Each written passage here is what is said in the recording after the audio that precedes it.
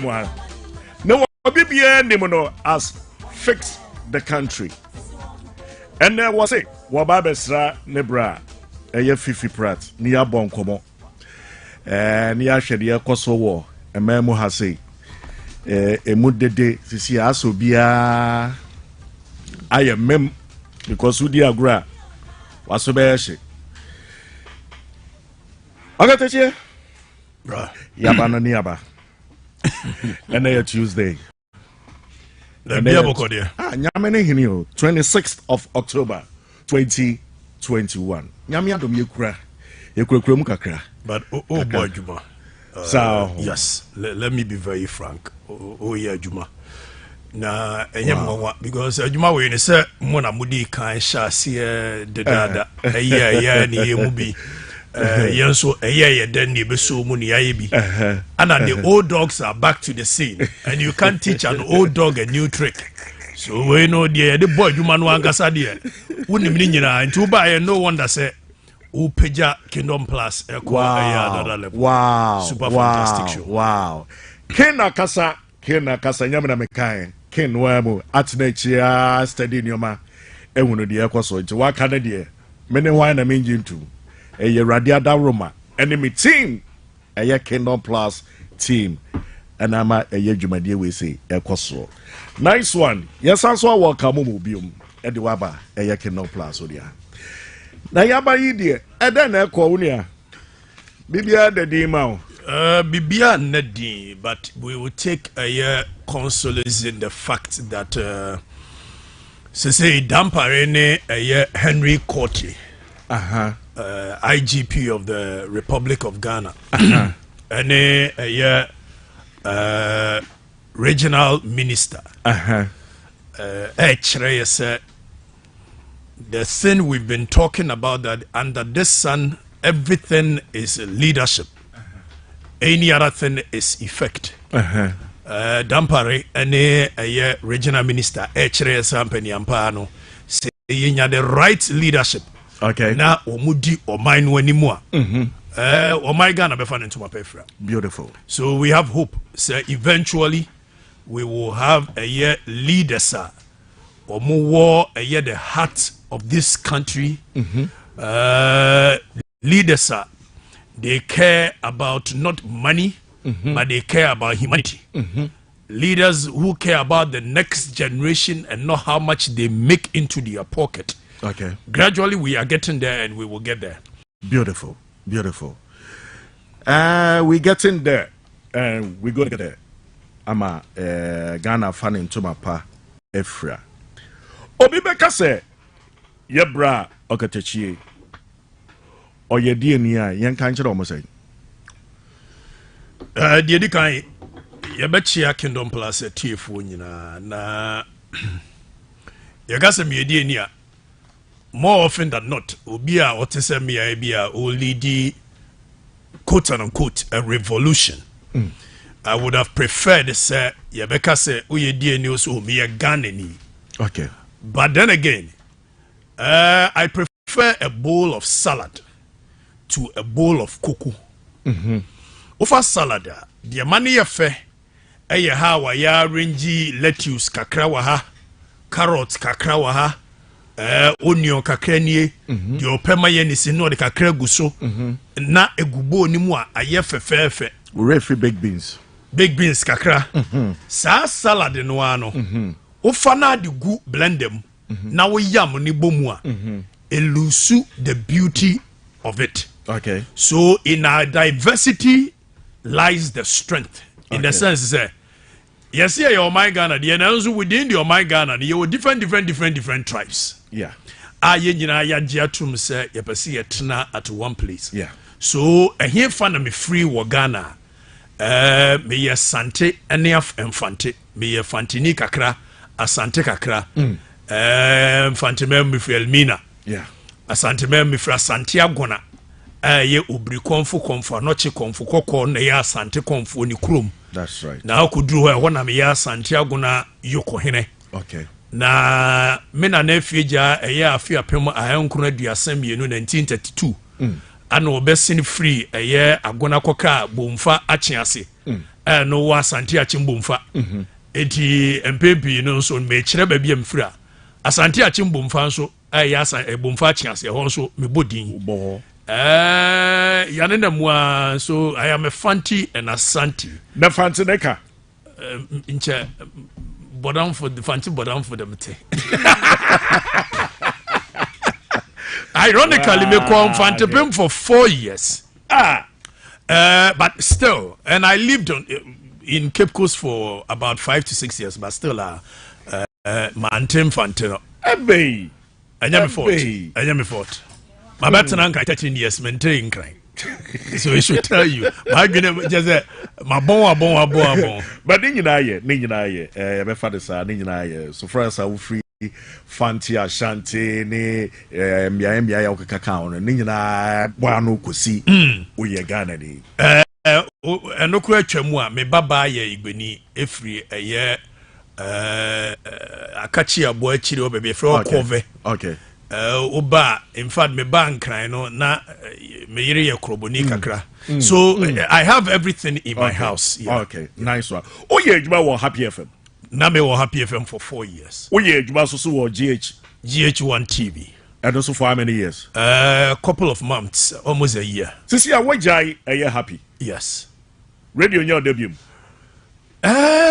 in fact metna happy akonwa mu no I kept on saying something say me catchere almost menche wa akonwa nim they thought say ebiana me twantro okay in the sense I don't believe in people sitting at one place na ye from chairman hwan for 20 something years whereas you could take up different challenges and allow other people to come and prove what they can do enya de me penese de bia mete microphone achi na o kasa whereas you could move on to do another thing then somebody else will fill the seat at the Happy FM I was there for 4 years from 2016 to a year 2020 last year and I'm free but I wanted to take up new challenge and let somebody take my seat which a year don kwabnapra abetinema won so a year be where I am right now and also mayor jumana kosi baby na mama obi foforo nso abetake over so it becomes more or less like me buildia eso obi betake over na ono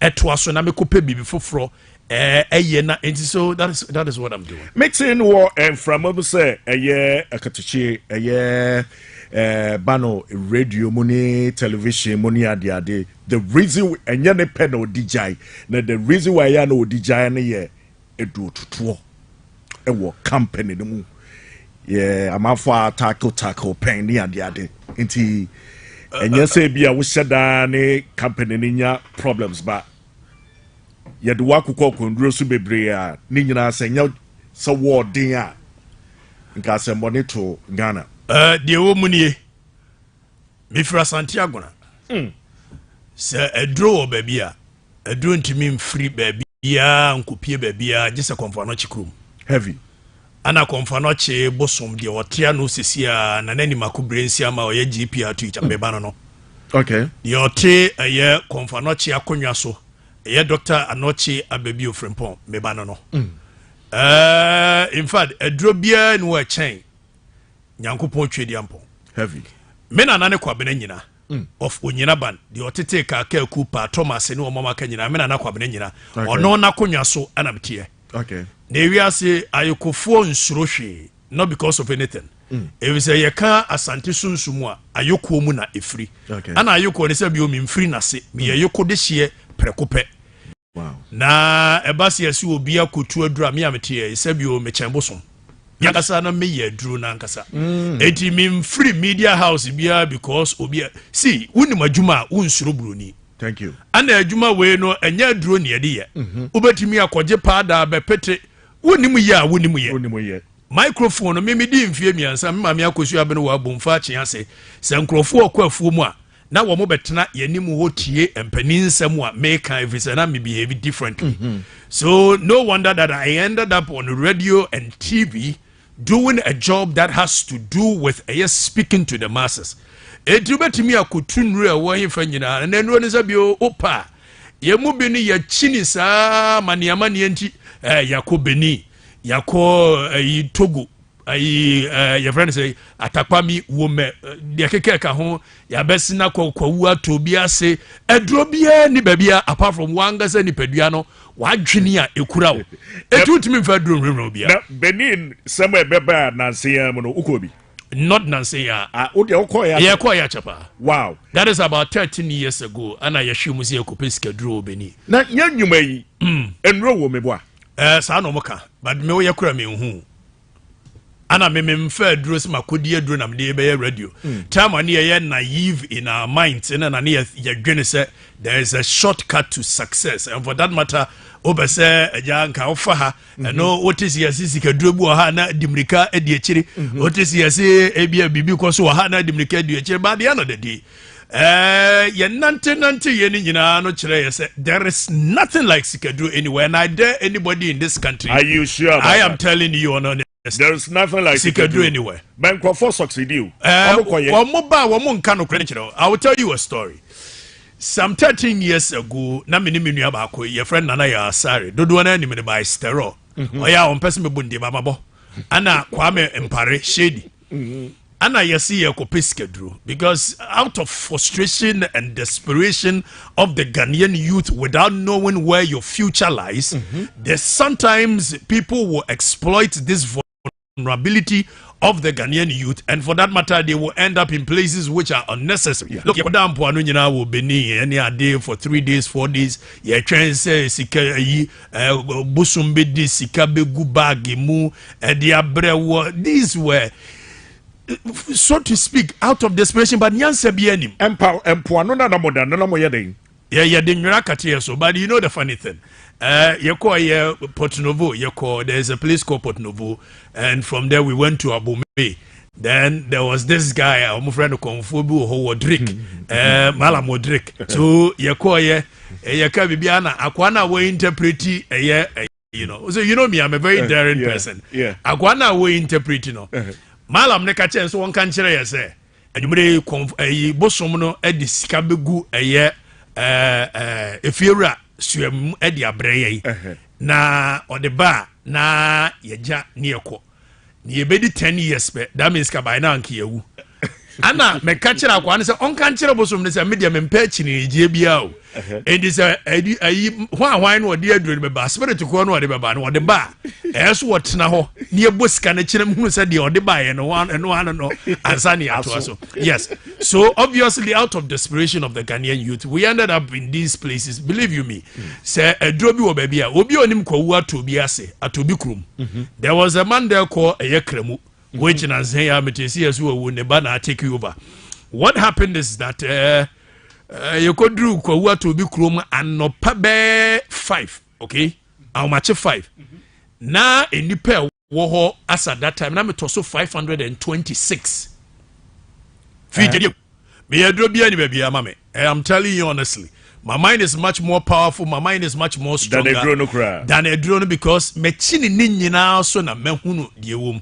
These kind of tricks and trickery na bia makotena wo so achante wo eye se bitogo de ade asembio na ade be kire wakotena owo so. Yes, wotena ne so saying Togo parliament like wotena so saying yeah there is wo wa ye nuan before mo was from the other side no mo friend no eye Togbe, I think Togbe or Togbe. There is a wo mo say obeka wa just say yasoma no amena beka a very big one na okotogo a obetimi ayusu eye kweje unim kweje ofa ho no afa kweje okoduru border no so no afa eye moto na de awuram wo me atakwa mi parliament on that stretch. That is the northern part of Togo. Yakofa onyina fi utimi fa hwehwe ran wabre mabre me brefo papa enti na woni eden sana na I am sure say free collaborate munye samri aya wakoma how. Yes, makuma have pa because me so ameba no people did not understand me, including me mama, which I don't blame them. I was just not the usual child. Unfortunately, the only person who understood me was my father. Okay. Because he was a bit enlightened, he was exposed. But me mama na oyobia na kuma hanonti obone mapa wa maten. Wow. Na me dia ni double dose because you know some aswode. But you see the cycle of abuse. Me ma yakosua bene wa na ne maame afia to duro bone pa. Utie mu ana me maame afia me na afia to do no nso ne na ne maame afia ja ebone pa. So it becomes more or less like san ye detete akola. You abuse the child, and when the child grows and does not has any therapy, it becomes the cycle of abuse. You think, so, okay, that is the usual way. And makuma hame, I have temperamental issues which I've been able to deal with it over the years. And and you're now finding it tough for a relationship more. Debbie. What do you like relationship? Yeah. How do you handle them? My relationship before bad, just as any other person. Make it come out your child and I move my come baby cry. Na me ja won terms so. What touch you about that? But I won't discuss it. I know where you are going. I way so I got you say, oh dog, you come. I won't discuss it. Wait, we'll discuss it. It becomes the topic of tomorrow. Meanwhile, I want us to focus on so we won't go there. So my catch you say, who you old dog? Now you use the old tricks. Old tricks is when judge ma. I was here. Okay, and I'm the more come on, but yeah, brutal. Now, Unia, yet one also fix the country, and I know no kind. Nanado don't go for the kind. Also fix the country. Yeah. May 9th, 2009. Obeka, it was less than 6 months before a year Professor Mills Babaimo. Nanado Danko Akufo, the President of the Republic at that time, Mount East Stage, 29th May 2009. And Okache said, we've been able to give leadership to a Professor Mills government. And instead of giving us a lean government, he's ended up giving us a lean kinky. We've had the excuses upon excuses that Kufuor's administration has collapsed the economy.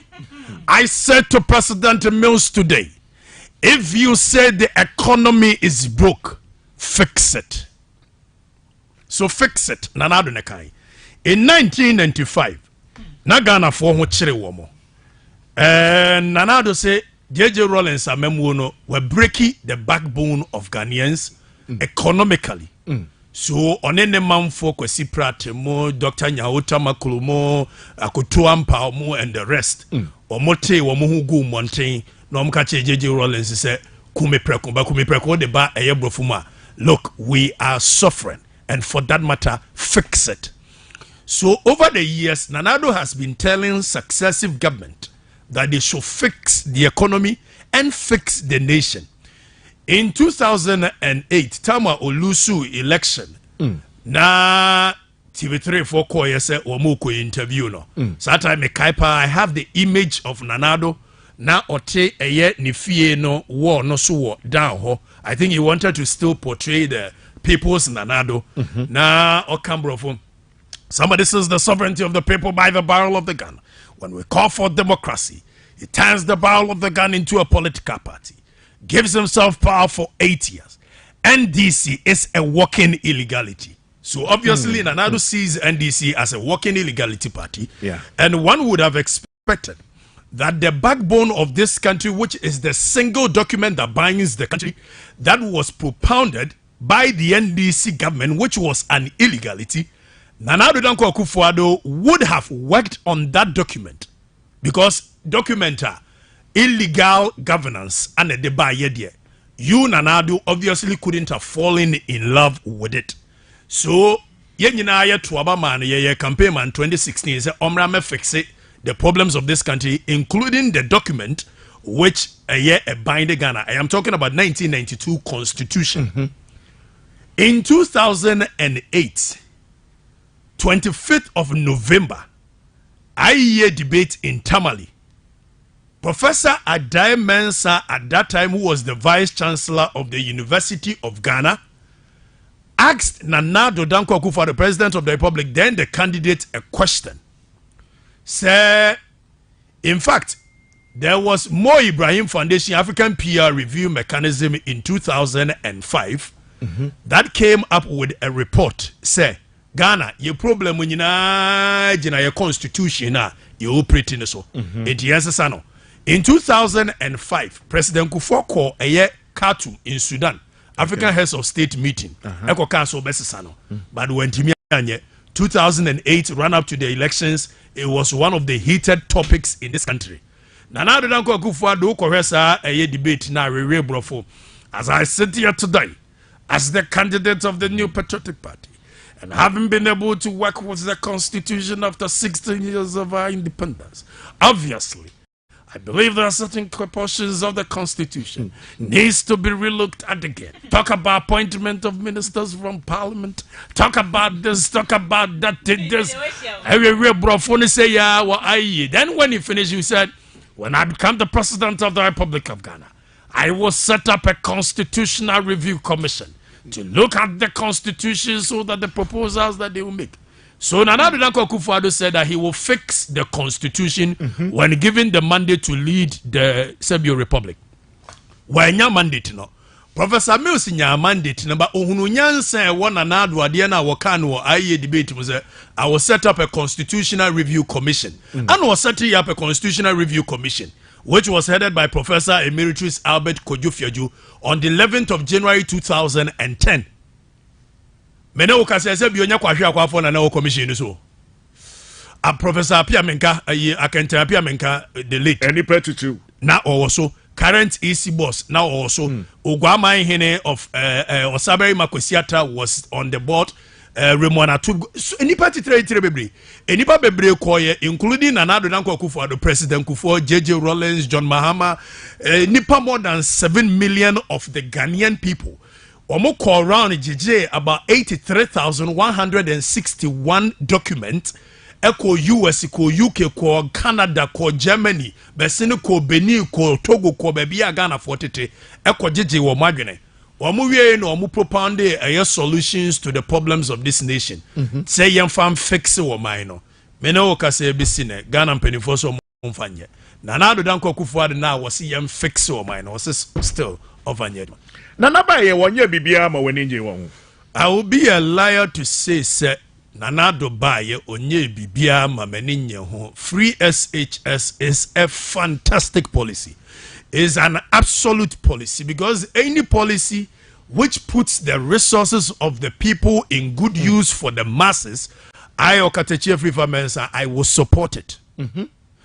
Nana ba ye quite a few other things he's done which is good. But to be honest, on a scale of 10, he's done 2. Yes. 2. Because Enyoma Ghana for the 2 Abama and Nana Addo Dankwa Akufo-Addo say omra meye no. Eye Enyoma onhia sika so obeye. Nana Addo ba ye no na Ghana for nyina owo goodwill. It bibia wo ye na adwene say obeye bia no nke ye be support na amena ye. Example, Galamsey fight. We were in this country. No government could have had the support that Ghanaian people gave Nana Addo when it came to a Galamsey fight, but he failed. Ghana for to Obama Nana Addo Dankwa Akufo-Addo, President of the Republic, a year 2016. Oman to Obama Nisu me you kwayo. Oman to Obama Nisu omra me hospitals. Yan to Obama Nisu omra enona joma me yedida.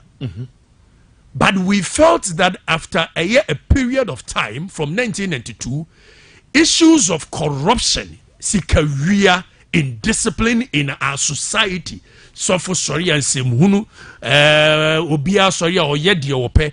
We thought that Nana Addo was going to give us a leadership that was going to discipline the system and correct the system, just so successive governments will have it a bit easier in running the country. The no-nonsense Nana Akufo-Addo.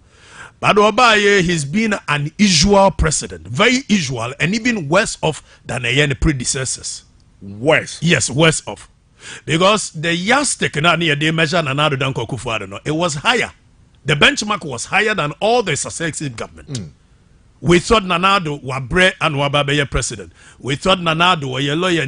We were made to believe that Nana is a no-nonsense person. Nana Addo said, "You want namkwa nankwa chro second letter ashen butum udi nkwa sasem wana bemu anankwa from wadi udi asha so nankwa the amount to bring sanity to the system." But Obaye, he is doing the usual thing or even worse, clearing people left, right, center. Do you think, say, Unim the ekoso. He knows. Do you think say your man a good report? Report also what and what? He doesn't want to listen to good report. President, he is sitting on a tall white horse. And if you don't feed his ego, you are not his friend. He is not the type who wants to listen to reality. Really? Yes, he always wants to be given report a bit suiting the ego. And I'm saying this because I know. How did you know? There was a report that was given to Nanado from one of the executives of MPP. Okay, now I say, Mr. President, the grounds is not good. Every day you come here, you say the grounds is not good. Every day you come here, you say the grounds is not good. The grounds is good. You don't go to the grounds. I said this thing on another platform. I had the opportunity to sit with the president one-on-one to talk about issues going on in the country. There was a journalist that was present in that meeting who tried alerting a president and they said, Mr. President, it looks like the people are not telling you exactly what is on the ground. And we, as we sit here, we are the pulse of the nation. And for that matter, you are not the pulse of the nation. I am the pulse of the nation. I have the national security, I have the BNI, I have the Ghana police, I have this, I have that, I have this. Every day they give me a report. I've been around the country for more than 20 times. And I know the situational report in the ground. There's no idea that when you are a president, you are isolated from the people. I was like, what kind of, what is this? Say Fiifi say be obenya say, we a leader. Now ti baby, now we be catch us, Mr. President. From me angle, say kabeti. Me no man panic for tenase. O man panic for cancer, was we a leader. Yes, said dying was so, but ono dia de wa plaster ni nyina. Eti dia no wate, catch them na misumintie bi. And that is the hallmark of a leader. A listening leader. A leader who wants to know. But Nanado doesn't want to know. And the people around him, they know. He's surrounded himself with sycophants. People who cannot look into the face of Nanado and tell him anything because he doesn't want to listen to reality. And that is the bane of the progress of this country. Abusia Kenon Plus 101.9 and ye was one yene okatuchi e Fiifi and e was wa ye bo enkomo.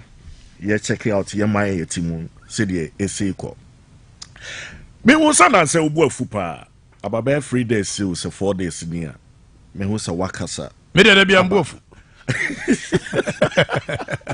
eduka se na se na mbofu as say every day mbofu every day we say the na ase anwash about your president ye nana a call interview or a piece of it, right? I think Yabra, a year Chairman General Kwamse can be sound a question about a year or hine or Casa flower hine a flower hine. Now reply now a buyer no I'm say Ghana for any angel. Right. Now and no now for say me to me share video no.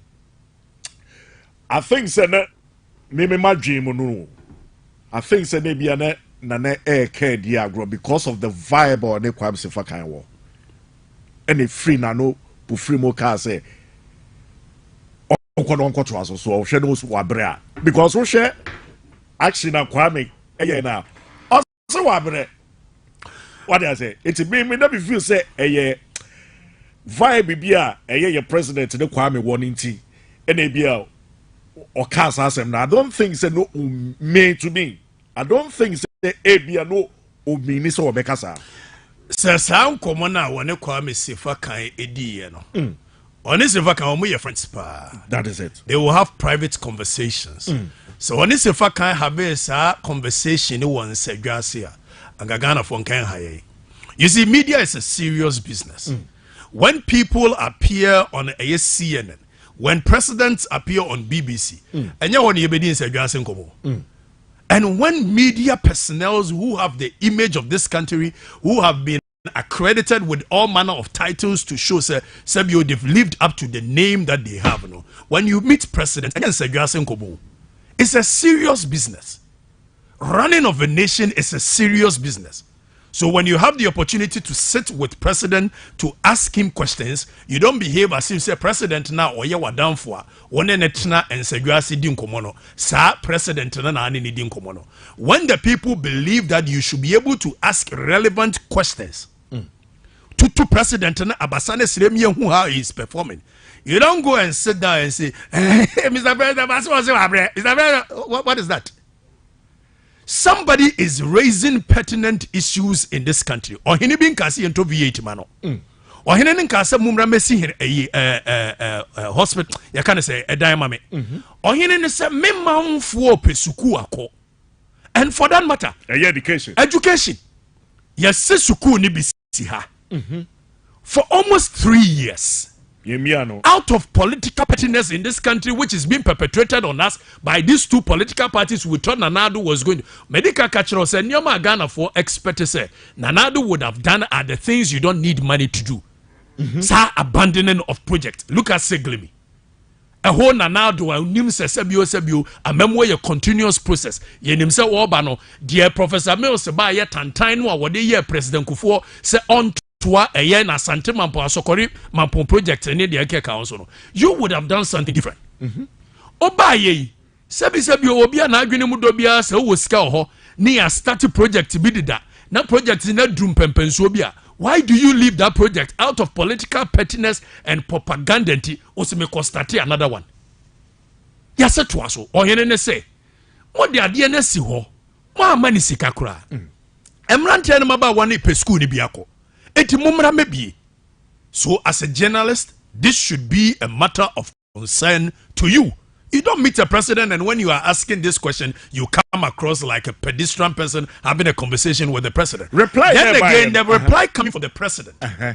Make us say reply no.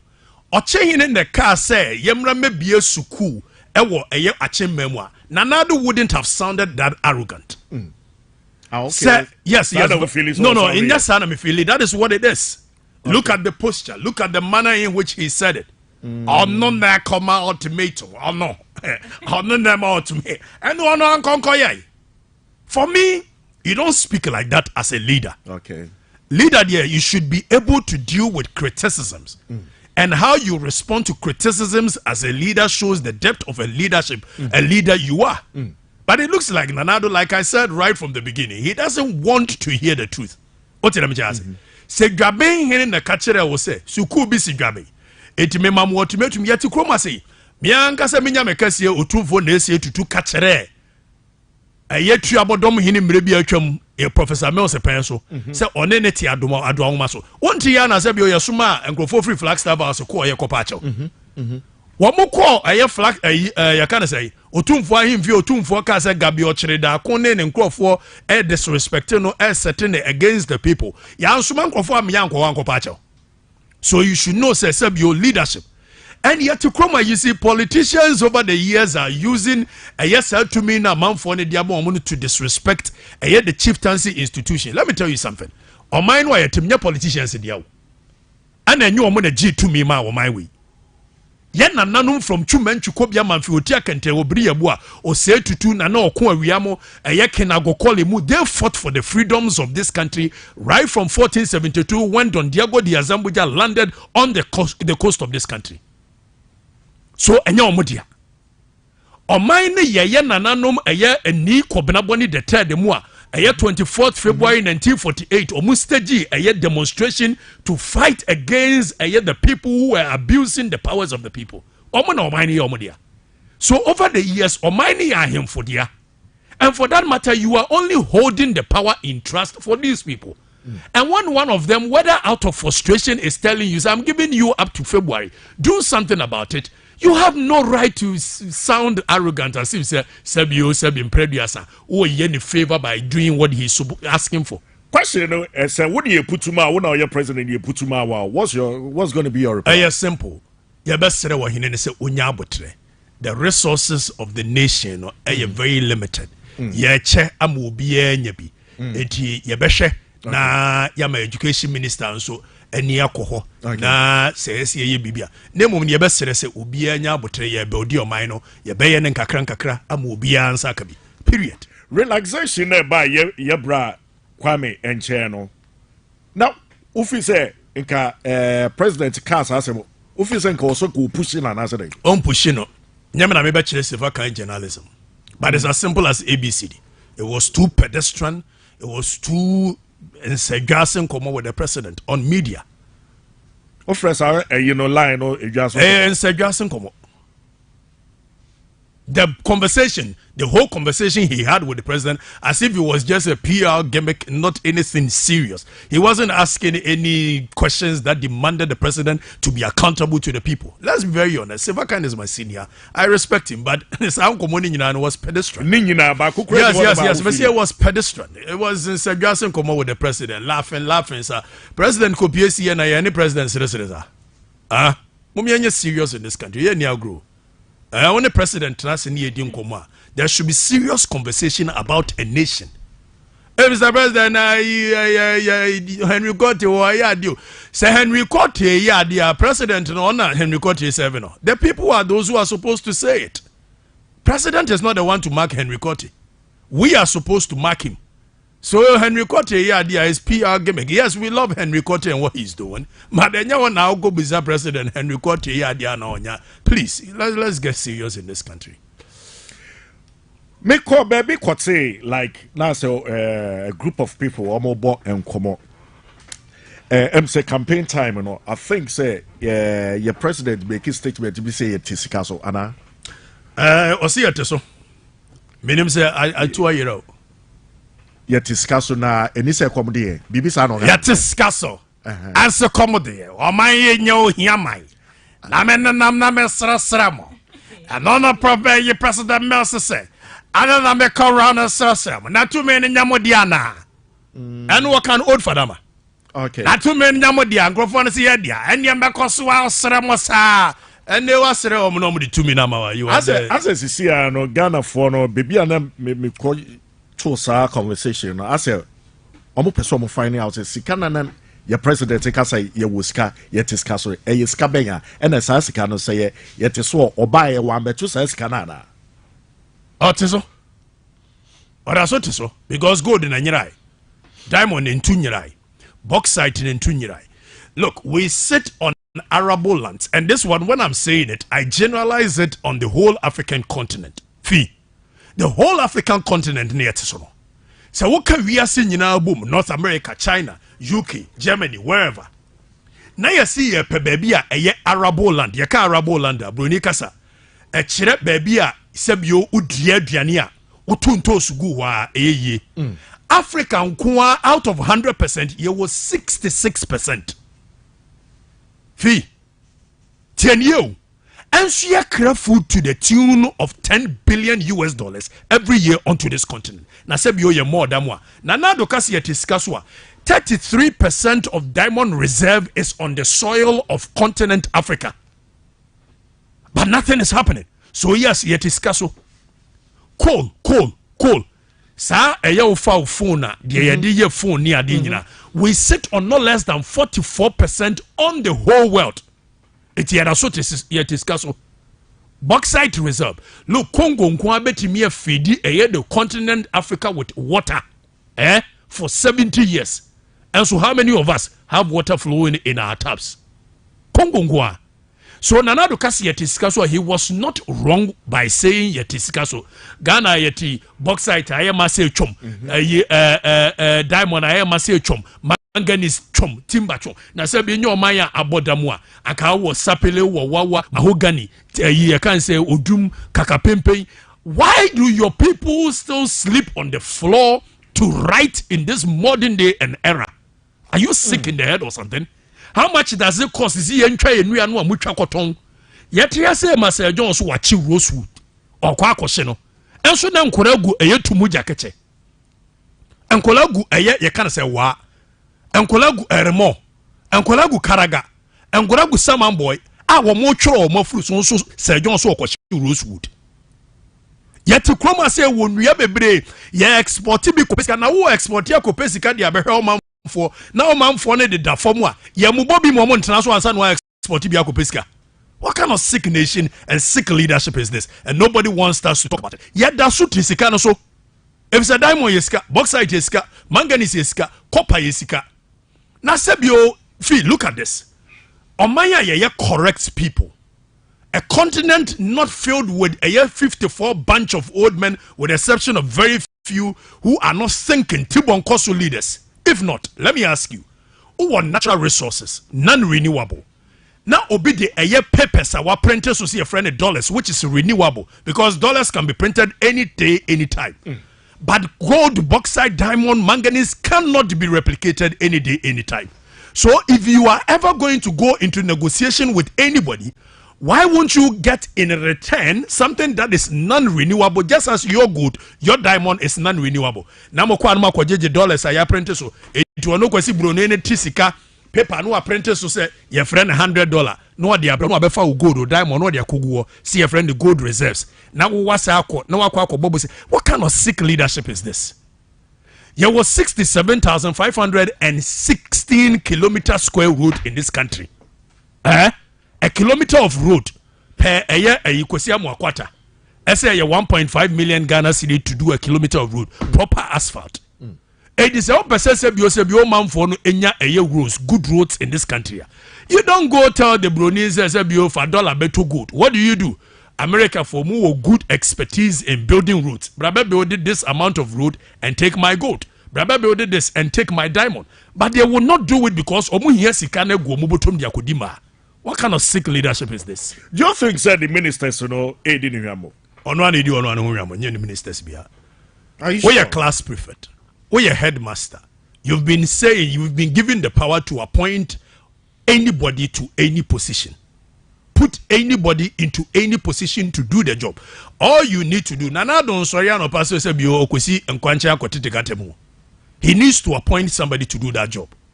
So if you have appointed people and you haven't put the right people in place, are you not the one who is a failure?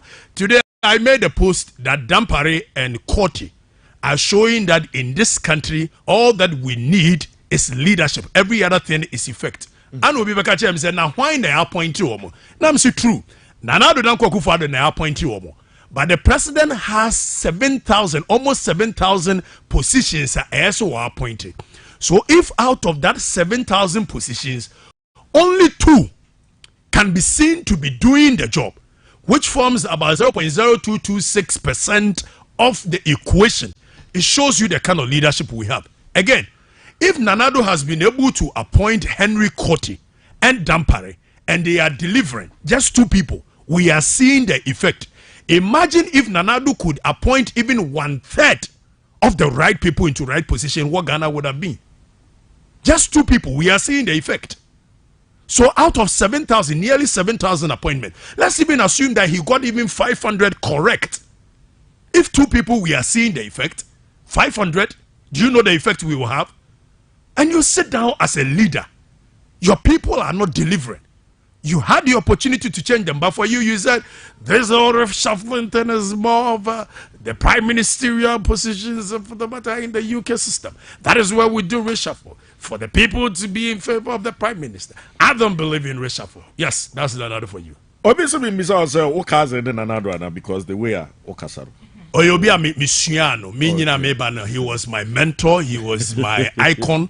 Okay. I studied him, I love him, and in fact, he was indoctrinated in me by my father because Meba Pana Oye Canadian, and also Canadian.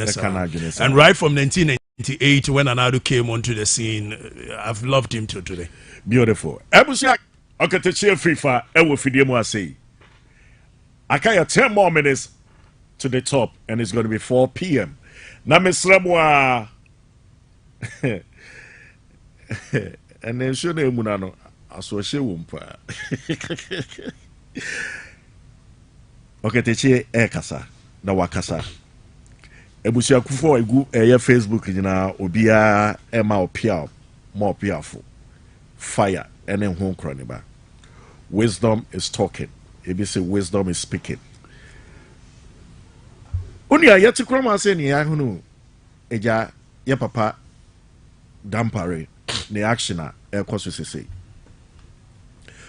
Asofo a ye peja won kwashishe mu no odwe ne ho say na minia ya chechire mai asofo de omote mai nachi so omo so te mai nim ya ni ya create system asofo de omo ya untouchable ya mra agesi yi asofo sinche different ni ya mra foforo ya ntimi build the society sir. We don't build a society like that.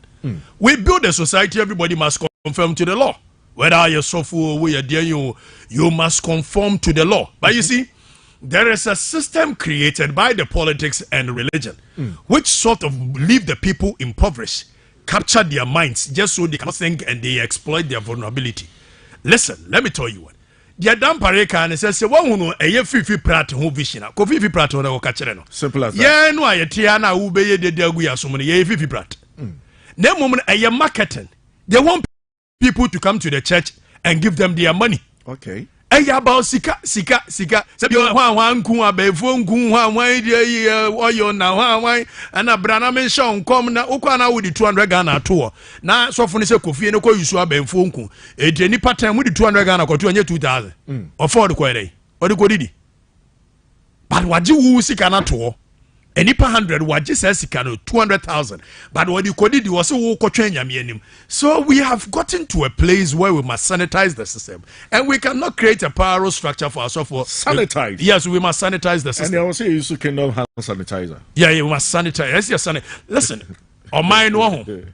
Maybe I do know. We don't need to say be katasumu mwaso. On my way, we are very dishonest creatures. Yen kanokure. Oh my Ghana, your Maya yen kanokure. You who say no kure ni pa ya ostriches koko such my ya di trisha di anymore. Now you're tuning wanting you see ya tete. You and I know the kind of nuisance being created by these pastors of today. Not all of them. Some of them. But you know how these nuisance have affected. Look, when him say oh my way or yetimuno. The youth are not demanding for real accountability from politicians. It's because the church has been able to conscientize them. Say success be wo baby and obania the answer to so a bompa yama we be breaki. Meanwhile, that same person oko US oko UK yamfiansa antono so ansan wanya juma. So we need to awaken the people. Say obasum wunyamia it is good, but sebio yusu adwene ne kakra. So for catchers and I may hear whom we are saying, me once a stone boy, a Shatawali, why should them, and I'm a fool, say, Fiana. Do we care about all that? I know here. Yes, God revealed to redeem in the Bible. So, Yanko Poadan, a dear Cherewa, Wabaya, why then do you come and tell us? Making noise on our airways. It is done Paris or sanitary system that you even create power life and so forth. Please, we can't do that. Ghana force being business, I didn't see that one more targeted a year celebrities. So make us a marketing, brand positioning. Okobomi mami akusua bene wadi and when ni mami akusua bene. Obo shatter walidi and shatter fans beba be did na temo mo mpe shatter asem beba na sorry. So obviously it is brand positioning. Opa radio. And I know me can say me Fiifi Pratt. When him said the church has done good for this country, but it has done more harm than this for this country. Look, most churches in this country, where their headquarters is, it was once a company that the youth of this nation would have benefited from, but they collapsed it, turned it into a church. Let me give you an example. Oko Eye Circle, Ayimfie, Royal House Chapel. Royal House Chapel. Baby, a Royal House Chapel, CCC. Some years down the lane, now a West African steel company, the biggest steel company in Africa. I want to see. And ye go a yes company now attending it into church. And yes, sister, you mranchen about one samra home and bompaye and fam pejuma. Sick nation. Do you know how many people would have benefited from that West African steel company right across the country? Do you know how many youth? Yanko Babia Ajanasari sorry then see Perez Doom Meat Marketing Board, which was National Redemption Decree Act in 1972, na setting up a Ghana Meat Marketing Board. Ajumana kwambaya na so ya brand here. Ugo into farming. Oye mpreku, oye nentwie, oye bibia aban beba farm gate no aba beto. Na ono de wa ma osika na ho to. Na nke ya process it is a open eye mpreku ato open nentwie ato. All you need to do is to go to the various abattoirs and get fresh or frozen meat. Etika ya farmer, you don't worry yourself. Say me call krabwa kota, me call ye fuo na mawie na mpreko gu ho mpreko be 300 400 na menya atofo wo mu anya baako oyam no anya mienu woton wi na ese osade koto feed di be feed omo no etu be wie na unika pre enam se Ghana mpanimfo na omo ye tibon koso no omo bie port na no am ye de mpreko free se bio China aba wonim se me no kase ba bia agena sare na sorry na see the biggest church ICGC was agye 610 million through a capital bank. And so na damfo ne akufo adu nti yanka ho hwe no wonim se ba bia na sorry dan ni si no the evidence now was your friends now we hear evidence and some also yes Otabel ICGC Otabel sorry agena sare de ba bia osi no meat marketing board jowulu and he turn into Perez Doom Otabel ICGC Menso Otabel in fact me penasem because there was a statement in 2001 na otaka satam lam te swame oswame or say no matter what prison you are in, nobody can imprison the power of your imagination. I don't know if you remember that advert. An old advert. It meaning our voice was playing in my head and I used to like him until says 610 million in some nearby we Ghana went to me a proper EBR. When him say baby and sorry that ICGC, the headquarters of ICGC, a national sports authority for Asasia. Nanke Dibesi Olympic Sports Stadium.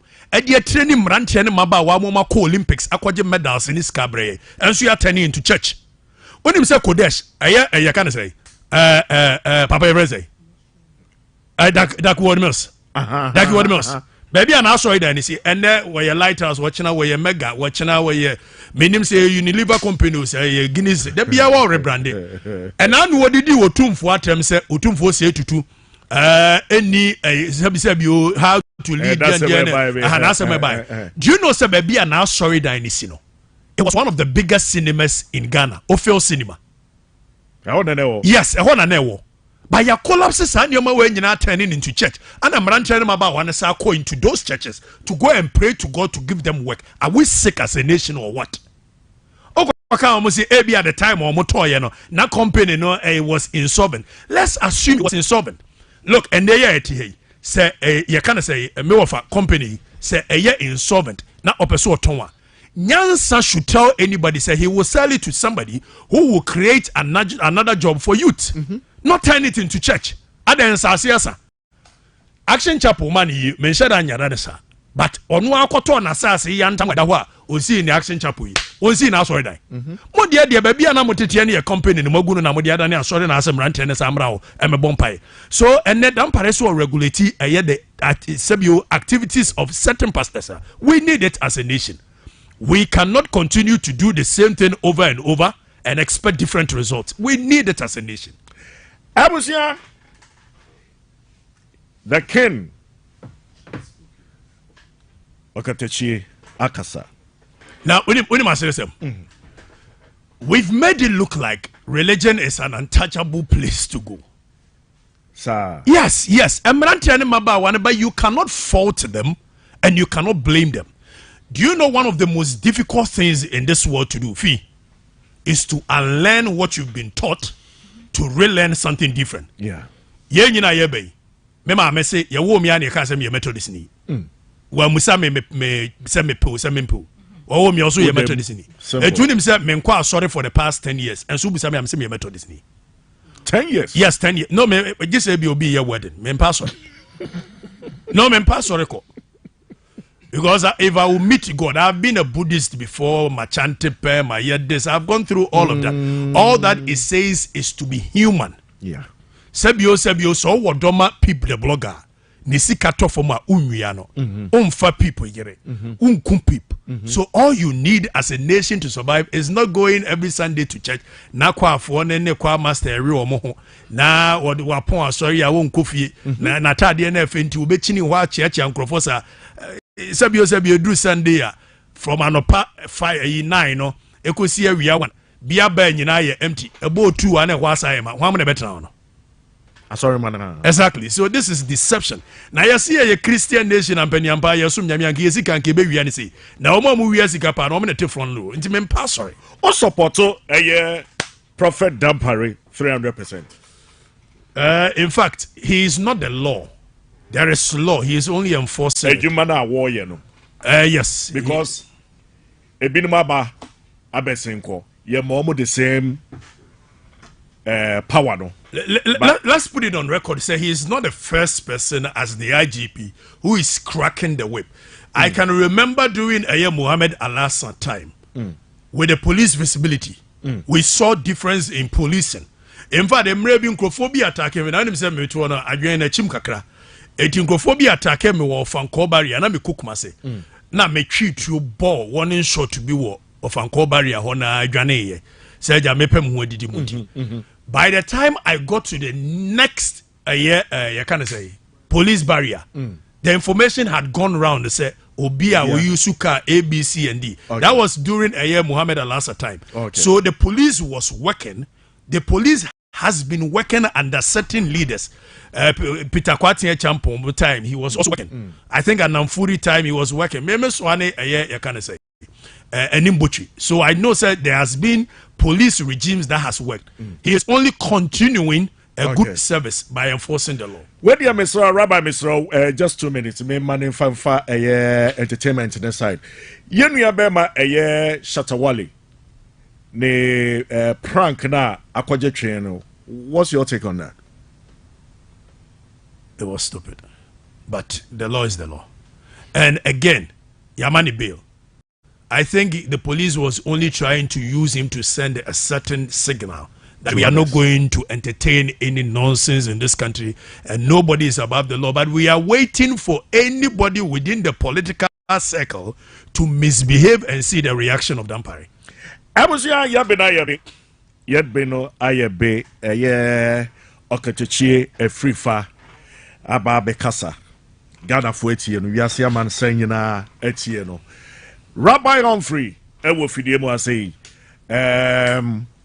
woba the kingdom issues eba bebo wa pempem na misra wa madawno enda heya kingdom plus 101.9 unia social media no so bebo Instagram okatachi everywhere mensa everywhere okatachi everywhere underscore bia ni bebia Usi efre kurase ba ye nche nti underscore ne yede a de da ase no da de bi da abana wo me to ase o chiro di wi ana de we to ase I am say Instagram na na tap person na no say wo the underscore bi beto it but me sure say there is only one Okatechi every five minutes in Ghana so when you mention it will come am for Afro joint tiefo nyina afili wo so me bisa say I was say we say that to so bi be part 2 part 3 the way wakasa no mani ajepa nti we dey tiefo 8 say ebia ye to safro bi ma unda weni brad okro wo me say nya ba bia na me call interview I know na dia ya no say wako interview na nipa no a wo bisa question no na adwene mu eno enti wo de question ne be fa ha no de afa wo say no wo ye old dog ya ti wudin ache na ma hwe ya ka treke me ba ko bi sesie ye ma me koton asem bi mu na ba bia o start free ya na wo nwene free no se wo bi nya smarter on say wo di mbedru dan na no pepepo na se me ko ho sa dan we eti wo di auto nsa from me abrebia I will be here because I know I will have a good interview. Nice one. Ebusia. Akatechi free fan about saying kind of Mr. Boy, you know, Bibia say, Nana, Royal Baby, Ebiaha, DJ Berima, brother. No, since you're crying about nickname, Peep. Maintain that. Maintain that. Okay, Peep the blogger. On the Virgin. Oh, okay. Virgin blogger, but people, but now, my way to say, nice. Go for it, my poor nice. What's your rabbi pay? Debbie, you be my rabbi. Senior, Senior, rabbi, your prophet. Hey, also on Pesach. Also, and I am tired of that group. Have you come on questions? I said your whole time no maybe no question Manimusa. And I make us say any time. Say Okatechi Ekasa wakasa about. I like the way he makes presentations. The vim, yeah. I believe in bold, charismatic people. Nice. Wakasa or touchy base on the political scene. No, touchy base on the religion. but issue of monarchy, kingship and so I think say their next time so bar.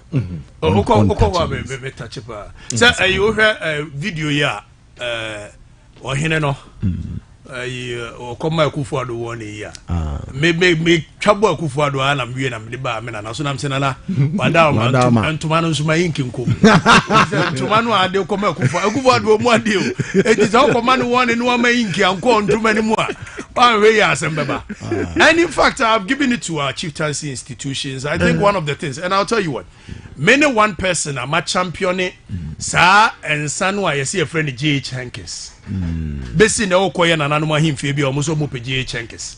J.H. Hankins yensu ye no Europe na Paramount is still a Yukofaba. So we've been able to conscientize our people to believe that J.H. Hankins is much more better than the Gihok for Shinap. And over the years, we are contributing indirectly to the economy of Europe by our foreign taste. I have fought against this system. Say, you emancipate our minds from this kind of nonsense. Give up your shenap.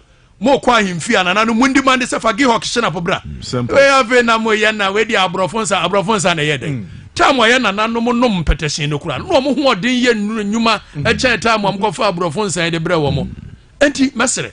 Men are now nyina time wo na buruni nsebie ni wo wo dia petition ne ye kan say give auction up manwa wo pe no chen abrofo nsa no. But this was a way the white man could conscientize us to believe that anything black is no good. Oko Nigeria ye free bibi oporoko fish. During the Biafra war, the white man is very smart and they are like parasite. They would never leave us. What they do is that they wash our brains and instill different ones in us. Obasha, the policy of assimilation by the French people in the French colonies, where to the extent say we must scan cry repair off using clear tone. Because the white man said that our minds are not good. You won't even watch any other TV apart from the one coming from Air France. So they washed our minds to believe that anything white is good. Eti na odru wa ya na nanu omutu still for J.H. Hankins bra na sabi o ya Gihok wa ha instead say mu be demand Gihok snap na Gihok atimi abia adwuma ni mafa mranche ne maba wa bebre no mo se mo mpe no mo pe J.H. Hankins sabi o adwene na nya papa. But you better yeah. So I talk about any of this. Sure. Yeah, bino I be said them dika kai no Rabbi on free baba to us what the kingdom issues. De bro. What's na? You bema okay, memody. Omo bebe fidie mo say top shattered. Musicians akukudam ye no be bebe fidie mo say no ma baba be sry. Nti be sell ma we fidie no enda haya Kingdom Plus Monday to Friday between 2 and 4 Afro joint. Yeah, was live. My name is Fiifi Pratt, the supercharger.